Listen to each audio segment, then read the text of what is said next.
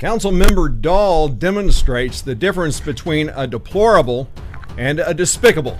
I'm Robert Steinhagen, Bunker Bob Steinhagen, and this is the Bunker Bob Show.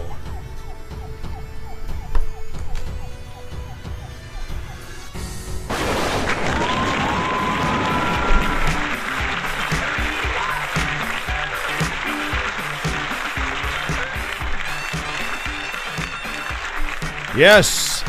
Well, good afternoon to those of you in McClendon Chisholm. I hope that today, and I hope that you've had a great weekend, a great Father's Day. I know that I did, and I am thrilled to be back with you. I got, for Father's Day this year, I got a new tumbler, so my Leftist Tears tumbler, I'll still use it, but this one is a Donald Trump tumbler from my sweet daughter. It says, you are a great, great dad, very special, very awesome, really terrific. Everyone agrees. Yes, so that is my Father's Day gift, and I hope if you're a dad that you had just as much fun as I did. Obviously, it's been about a week since I've been on the show, or I've done the show, and some things have transpired. And I'll talk a little bit about that, but today's show is specific to a specific issue. And next Monday, I'll talk a little bit about what I'm going to be doing is reviewing the city council meeting from last Monday, and I'll be bringing in the Iron Lady, Adrienne Balcom, for that. And I'll explain a little bit more about that toward the end of the show. But the big news, I think, for most Americans right now, well, let's put it this way. The big news for deplorables like you and me is obvious, even though some in the press didn't think so. With every ounce of heart and might and sweat and soul, we're going to keep making America great again, and then we will indeed keep America great. We will keep it so great. Better than ever before. We're going to keep it better than ever before. And that is why tonight I stand before you to officially launch my campaign for a second term as President of the United States. Thank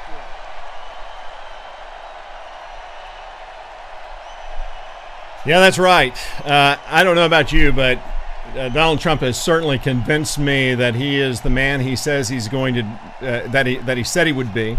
I was, of course, a Cruz guy, and I am thrilled, frankly, that along with so many of us, that Donald Trump is our president. It's interesting, isn't it, that he raised $25,000 in just 24 hours, and I think that's an incredible thing. And from most of that was just small donations. I think that the majority of America is sick and tired, frankly, of the lies and deceit that we see often, all the time, from those who are in the media and obviously those who have been elected to office. And today is an example of what I consider to be just more of the same. And it really goes down to the fact that you have a new member of city council that got elected on a lie, on a bedrock of lies and misinformation. But that's what leftists do. Make no mistake, as I have demonstrated time and again, Mr. William Dahl, the council member William Dahl, is not just a liberal, but he is a true leftist. Leftists insist upon, and the only way that they can make things happen is to provide lies and misinformation and really kind of try to provoke emotion rather than intellect. And so this is, and I want to highlight what I mean by that, because Mr. Dahl has done his own Facebook video, which was about 11 to 12 minutes, where he kind of summarized the last city council meeting.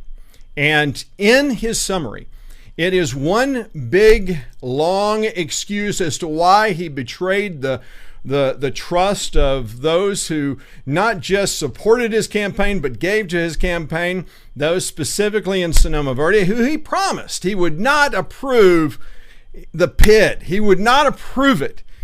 And of course, he got into office and realized, oh, well, wait a minute. You mean Steinhagen? And do you mean Adrian Balcom was actually telling the truth?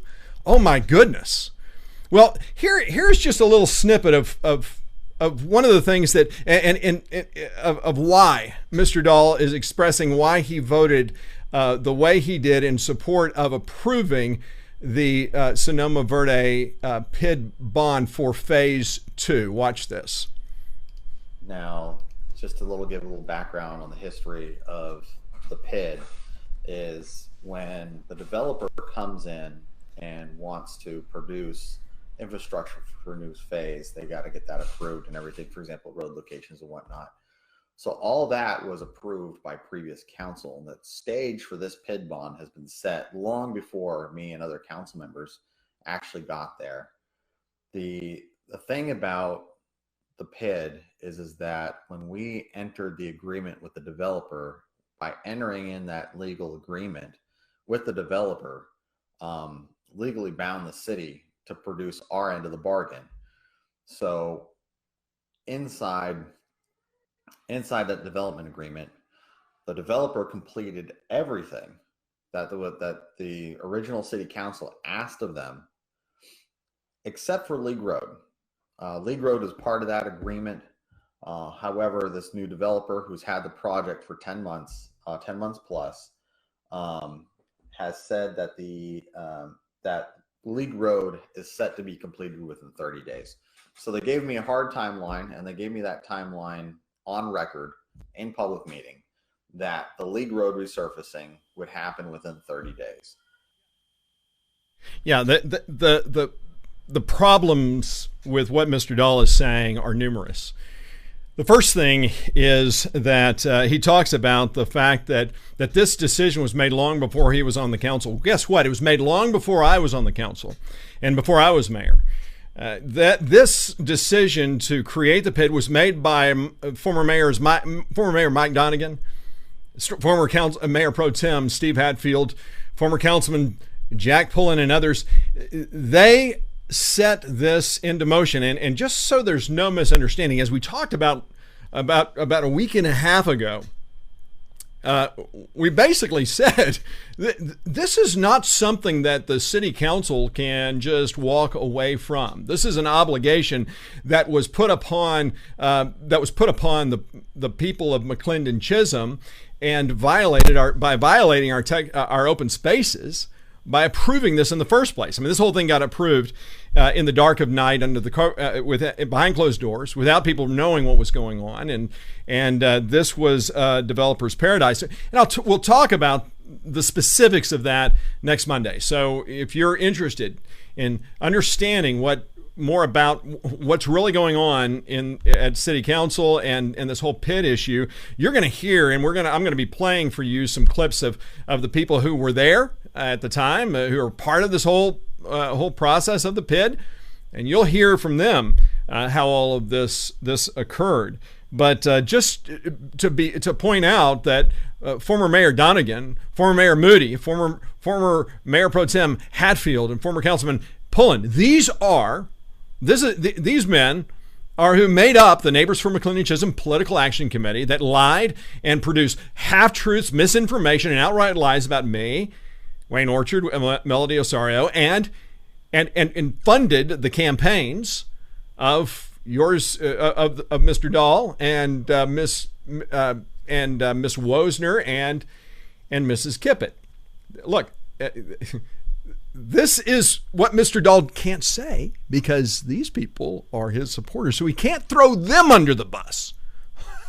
But just wait. He doesn't have a problem, just so you know, throwing people under the bus, as you'll see in a minute. But he also talks about the League Road resurfacing, just so you know. If Mr. Dahl actually read the development agreement, League Road does not have to be completed before the Phase 2 bonds are put forth. You see, what happened is when I was mayor, the developer at the time, the owner was Russell Phillips, wanted to he actually came and wanted to put a few more houses on, and we said no. But he wanted to demonstrate that he was being a good neighbor. And the one thing that we kept saying is, look, the whole crux of this development agreement, one of the big promises that you made the city is that you would resurface League Road. And we just said, basically, there is a portion of League Road that needs to be resurfaced now. We know that you don't have to do that until after phase 2 is completed.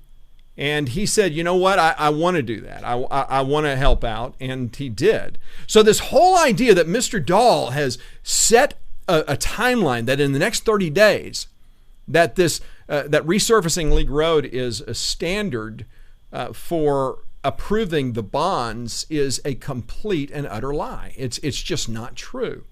The developer is actually going above and beyond what the development agreement with the city had said. But that's neither here nor there.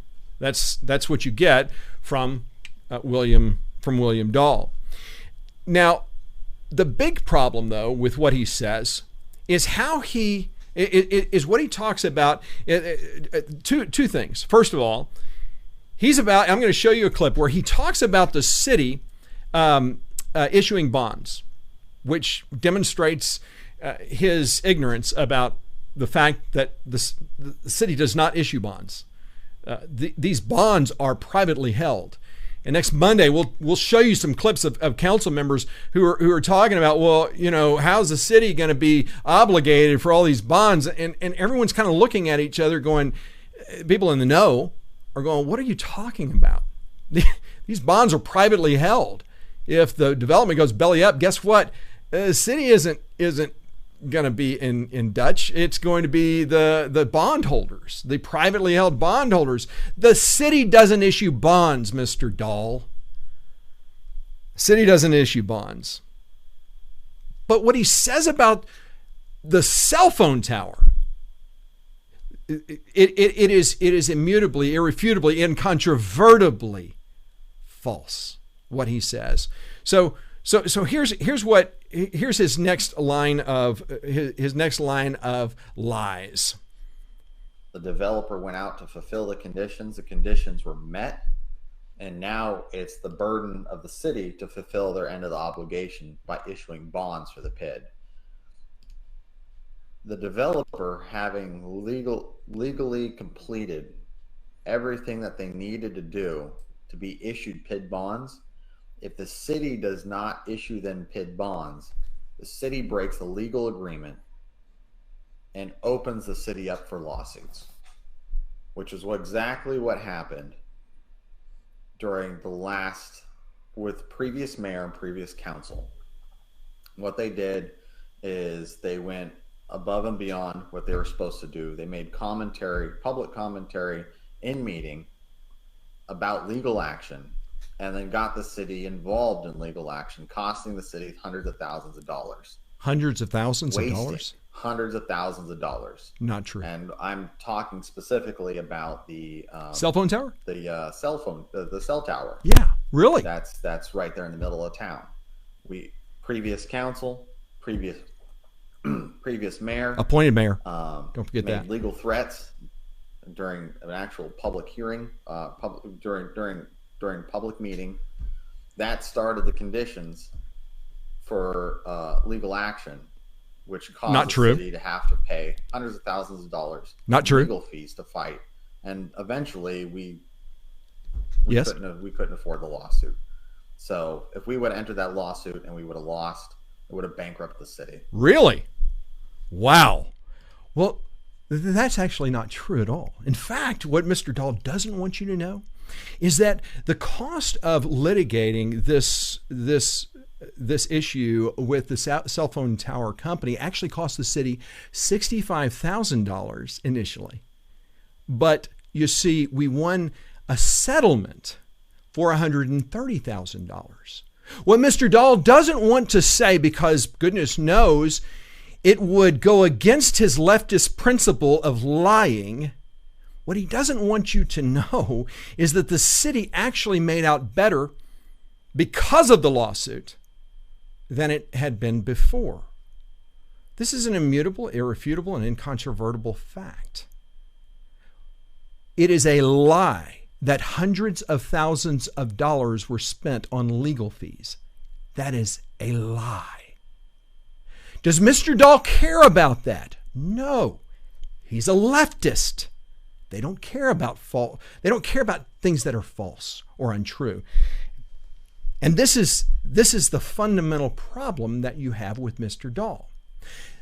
The reason the cell phone company decided to sue is because this cell phone, it wasn't a cell phone company, it was a tower company that was putting a tower in our city that exceeded the height limit. Now, I've done a video on this explaining the details of every step that went on. The fact of the matter is, this is the only instance when that building or construction occurs in our city where the contractor or the person doing it does not have to go before the Planning and Zoning Commission or the City Council. Well, that was true until this occurred, and we found out, wait a minute, they didn't have to come to us? They didn't have to come to the Planning and Zoning Commission? They didn't have to stand before City Council and answer questions as to why they're trying to violate our city's open spaces? They didn't have to do that. All they had to do was go to the Board of Adjustment. That's it. And if they could have gotten the Board of Adjustment to agree with them, then they could have done it unfettered. Now, of course, once we found out that this loophole existed, the very next meeting, we began the process of closing that loophole. Mr. Dahl doesn't want to talk about that, so that this would never happen again. The reason the tower company sued us is because the Board of Adjustment voted against approving their variance that they were requesting. The reason the tower company attempted to sue or sued us was because they had already invested in property and had already signed a long-term lease on that property.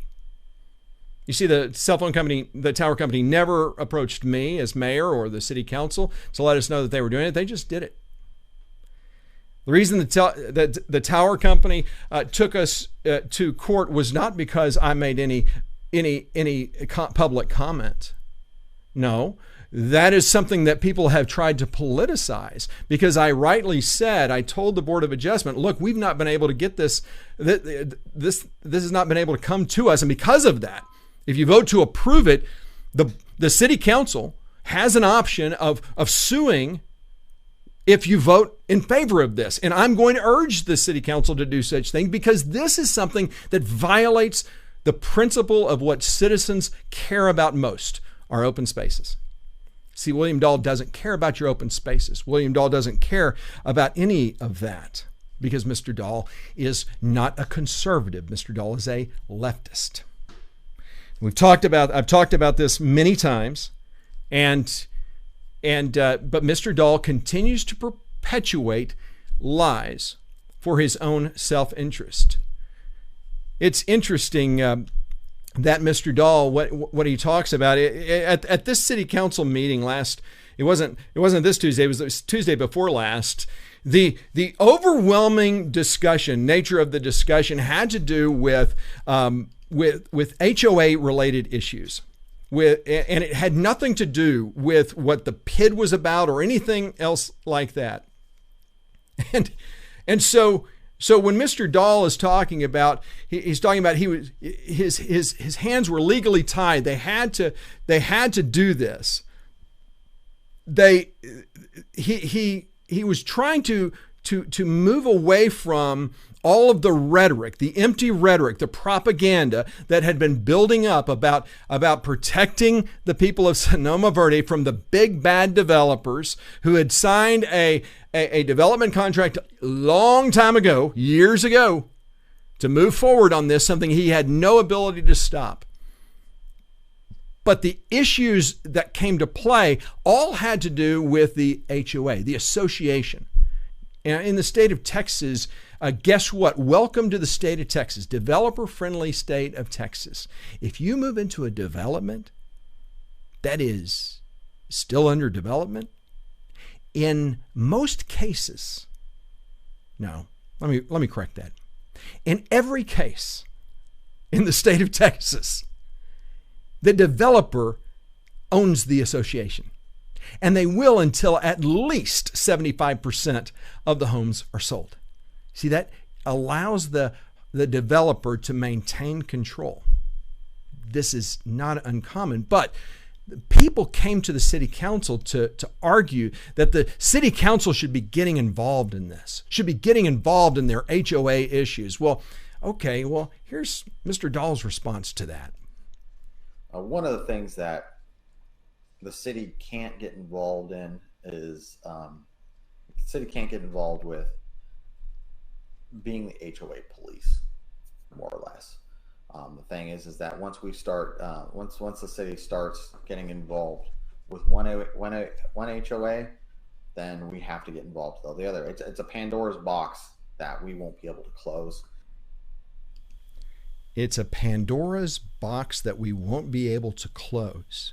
Again, this is that Mr. Dahl is demonstrating his lack of understanding of the role of government. Guess what? The city of McLennan-Chisholm has no authority, none, to govern anything in the organizations, in the association's HOA. None. So it's not that we don't want to get involved and then we have to get involved with everyone's HOA. No. That's not what this is about. This is about the fact that you can't get involved. And you're not opening a Pandora's box because, oh, gee, let's talk legal issues. Yeah, that would be a crossing the line for the city. You know what I found this, the irony of this is so profound, because it was Mr. Dahl who brings issues that are related directly to the HOA. He's asking questions that are directly attributed to the HOA during this meeting. I'm going to show you some clips next Monday of this. Mr. Dahl says, yeah, we just can't do it. We just don't want to open up a Pandora's box. Folks, Mr. Dahl tried to open that box wide open. And what's interesting about it is he happens to live in my HOA, in my neighborhood. Of course, Mr. Dahl, the not so commonsensical William Dahl, if you haven't seen that video, you need to check it out, where I highlight the fact that Mr. Dahl is above the law. He sees himself as above the law. He does not believe that he has to abide by his own promises. That the HOA it's good and convenient so long as he agrees with what the standards of our HOA are. But when it comes to things he disagrees with, yeah, he doesn't follow that. Yeah, that's Mr. Dahl, and you need to watch the not so commonsensical William Dahl. See, William Dahl, he wants you to believe he's the common sense member of the council, the common sense member of the council. That's what his campaign slogan was. So he is banging this drum. The leftist, this is, by the way, leftist common sense. That's what Mr. Dahl talks about. Now remember, you just heard him say, we don't police the HOA. We don't police what the HOA does. That we're not the HOA police. And by the way, just so there's no misunderstanding, amenities for the Sonoma Verde HOA for the development, see, those are HOA related issues. So he's finished talking about how we're not the police of HOAs, and then he goes and says this. Now, as soon as phase 3 starts to come in and starts to be developed and the plan starts formulating there, that's when I'm going to have the ability to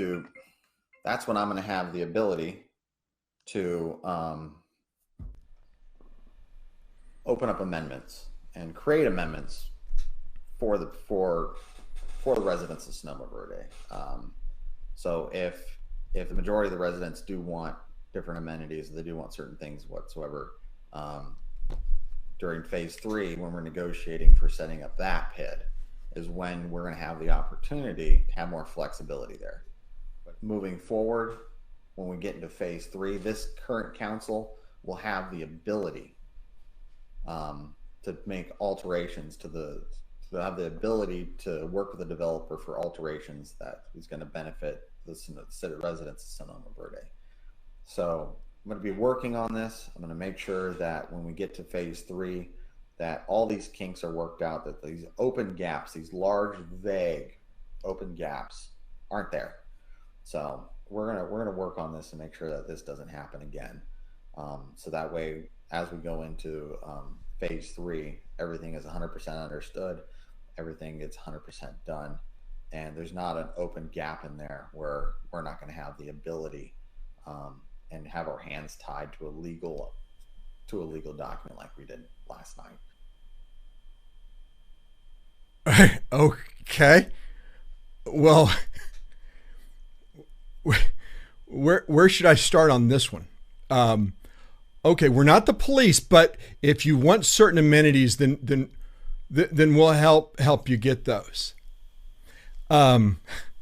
This is where Mr. Dahl, he goes from explaining why he had to vote the way he did, now to making promises that he simply is incapable of abiding by. Guess what? Mr. Dahl cannot restrict what happens in phase 3. He cannot dictate amenities like he is trying to dictate. And so he's again creating the illusion that he's going to get serious. He's going to get serious. We're gonna put all this in place so that there's not all this ambiguity, folks. The PID, this agreement with the city, you have to understand. This is not about the amenities. It's not about anything but releasing the bonds releasing the bond company to issue bonds, private bonds. And the reason why the city's involved in that is because the city takes possession of all of the things that the bond pays for, specifically the roads, the streets, after 2 years. So the city is making sure that all of those I's and T's are dotted, and the city has an obligation to tax. Excuse me, that was a poor choice of words. To tax, not to tax, to follow through and ensure that the assessments are being made on each lot as is required by each lot owner. Now, of course, the Rockwall County tax assessor, they're the ones who do the quote unquote billing. It's not really a tax. That's why people who talk about this PID as a tax, it's not a tax. You signed a document. You knew what you were buying when you signed it. Now, there may be people. I absolutely believe that there are people in Sonoma Verde development who were told things that about what was going to be coming in that were not true. Not by the developer, but by eager salespeople. That may be absolutely true. And the great thing about that is, for those of you who feel that way, you have remedies. All you have to do is show the proof that you were told that and take it into court. And guess what? You have a case. You have what's called standing. As far as the amenities go, this is not something that the city has the ability to control. But Mr. Dahl wants you to believe that they do. This man is dangerous if you care about fiscal responsibility. Mr. Dahl has no compunction to lie. There's no reservation in him whatsoever.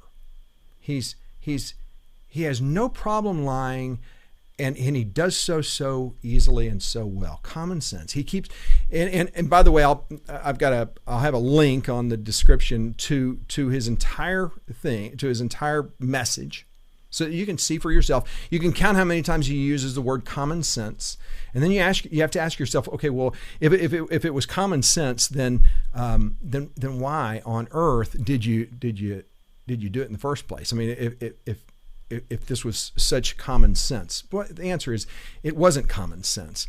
And the fact of the matter is, the common sense is not going to be found with an elected official like William Dahl. And that's just the reality of the whole thing.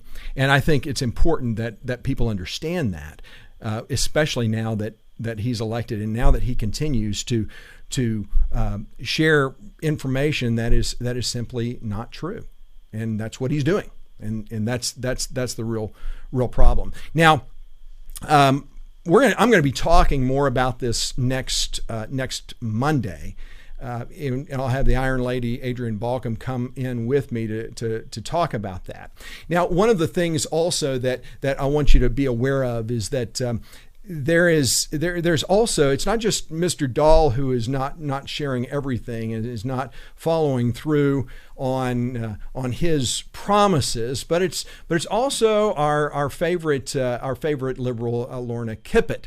Now, if you haven't gone to the city website, you will see that promises made are not necessarily promises kept, especially when you consider Lorna Kippett. This is promises made are certainly not promises kept. So what happened is, if you go to the city's website, you will see that the council member Kippett is she has basically will not hold office hours on 6/18 or 6/25 due to previously scheduled family commitments, which really kind of begs the question as to why then if these are previously scheduled, then why, when she was elected and during the campaign, why did she post these on her schedule?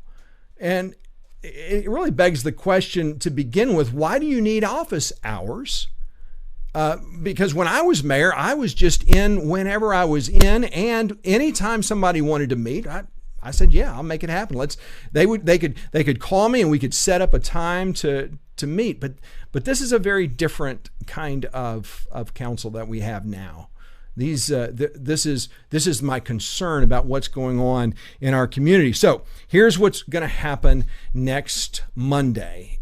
I'm going to have Council Member Adrienne Balcom, the Iron Lady herself, she'll be online, kind of like we did last time, and answering some questions. She was at the city council meeting. We'll go through and highlight just the gobs of misinformation. There are people in Sonoma Verde whose sole purpose in life is basically to provide misinformation, to misinform, to lie to the people of their community through their Facebook pages. The FU McClendon Chisholm Facebook page, which is euphemistically called Friends Uniting for McClendon Chisholm, and there's another one that's similar to that. I forget the name. These are nothing more than political liberal leftists who have no other, who haven't the compunction to stop telling lies. They don't hesitate to tell lies. Their entire these Facebook pages are just fraught with that. There's one guy who came up on to the council and basically said that he was provided information by the home builder that he purchased from, the information was created by the developer, that basically said that the development would have these amenities and that amenities. However, he didn't provide the information. The actual documents. What he did was he went back on some kind of a time warp type thing where you can go online and look back, and I think it was all the way back to 2014, and Now, it wouldn't have been 2000. It would have to been 2016. But regardless, the information that he's pushing out, that he's propagating on Facebook, is at least, I would say, empirical evidence that there could have been a misrepresentation, which frankly is the first time this group has ever provided something that is of any substance. The problem is this was a developer to home builder type of document. It was designed specifically to talk to the home builders and say, hey, here's kind of the concepts. Here's what we're trying to accomplish. And so this is the kind of thing we'll be talking about on Monday. Adrian will help kind of discern and kind of navigate through. My goodness, just a ton of one guy, the worst of all of the propagandists, I think, is a guy who stands up and says, well, they basically, the city or the developer basically changed the contract, and you can't change contracts regularly. I mean, both parties have to agree to that, don't they? Well, how is it possible that the developer just changed the contract? I mean, it was the most idiotic argument. And of course, the developer didn't change the contract. The developer didn't change the contract at all. The developer and the city have to sit down, and they both have to mutually agree on any changes. Which is important, and which people like this guy, I mean, all of the misinformation that's out there is it's overwhelming. So what I'm presenting is evidence of fact. I'm showing you and I'm demonstrating to you what's actually happening in our city, and I'm praying that you will stay tuned so that you are kept aware of that. So next Monday, be with me as we talk to Adrian Balcom and get more information about that meeting. So we will. So I hope that you'll stay with us, and I hope that you will that you'll come back to that. And so please do come back. And if you have questions, if you have comments, if you want to talk to me at all, you're welcome to do so. Just email me at bob@bunkerbob.com. I'd be glad to answer your questions. If you have specific questions for Adrian Balcom, I'm glad to hand those off to her as well, so that we can answer those in that time. So until next Saturday, we will see you, or excuse me, next Monday. I keep saying Saturday. Until next Monday, I guess we will see you, and we're looking forward to being with you again. So have a great day. And be sure to be back with us on Monday.